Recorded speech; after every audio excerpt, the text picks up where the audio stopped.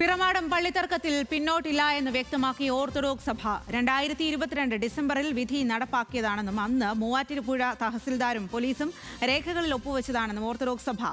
ഇനി ചർച്ചകൾക്ക് പ്രസക്തിയില്ലെന്നും പള്ളിയുടെ അവകാശികൾ തങ്ങൾ മാത്രമാണെന്നും ഓർത്തഡോക്സ് സഭ അവകാശപ്പെട്ടു. അനിൽ ജോർജ് വിവരങ്ങളുമായി ചേരുകയാണ്. അനിൽ ജോർജ്, എന്താണിപ്പോൾ സഭ ഇക്കാര്യത്തിൽ വ്യക്തമാക്കുന്നത്? പിറമാടം പള്ളിയുമായി ബന്ധപ്പെട്ട കാര്യത്തിൽ യാക്കോബായ പക്ഷത്തിന്റെ അവകാശവാദങ്ങളും ഒപ്പം തന്നെ ഇപ്പോൾ സർക്കാർ എടുത്തിരിക്കുന്ന നിലപാടുകളും തെറ്റാണ് എന്നാണ് ഓർത്തഡോക്സ് സഭയുടെ നിലപാട്. ഇക്കാര്യത്തിൽ ഇനി പിന്നോട്ടില്ല, ചർച്ചകൾക്ക് പ്രസക്തിയില്ല എന്നാണ് അവർ പറയുന്നത്.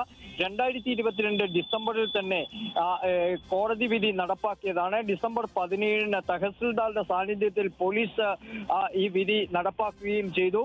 അന്ന് ഈ പറയുന്ന സ്റ്റേഷൻ ഹൗസ് ഓഫീസറോടൊപ്പം തന്നെ അന്നത്തെ തഹസിൽദാർ തുടങ്ങിയവർ ആ രേഖകളിൽ ഒപ്പിട്ടു എന്ന് അവകാശപ്പെട്ടുകൊണ്ട് ഇന്ന് പുതിയൊരു രേഖ ഓർത്തഡോക്സ് വിഭാഗം മാധ്യമങ്ങൾക്കായി അയച്ചു നൽകുകയും ചെയ്തു.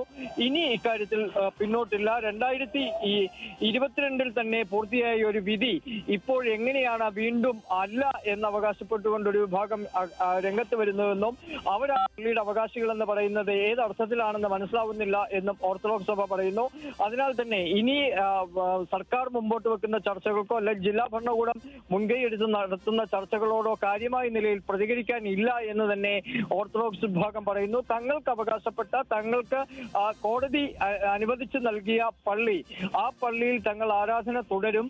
അതിന് തടസ്സമുണ്ടാക്കരുത്. അതിന് തടസ്സമുണ്ടായാൽ അത് നീതി ഇല്ലായ്മയാണ് എന്നാണ് ഓർത്തഡോക്സ് സഭ വ്യക്തമാക്കുന്നത്.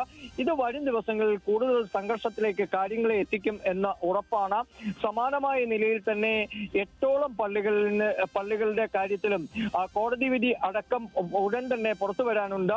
ഇത് എറണാകുളം ജില്ലയെ സംബന്ധിച്ചിടത്തോളം വലിയ ക്രമസമാധാന പ്രശ്നമായി മാറും. ഒപ്പം സഭകൾ തമ്മിലുള്ള പ്രശ്നമാണ്. അത് സംസ്ഥാനമൊട്ടാകെയുള്ള വിവിധ പള്ളികളിലേക്കും വ്യാപിക്കുകയും ചെയ്യും. ശരി, അനിൽ ജോർജ്.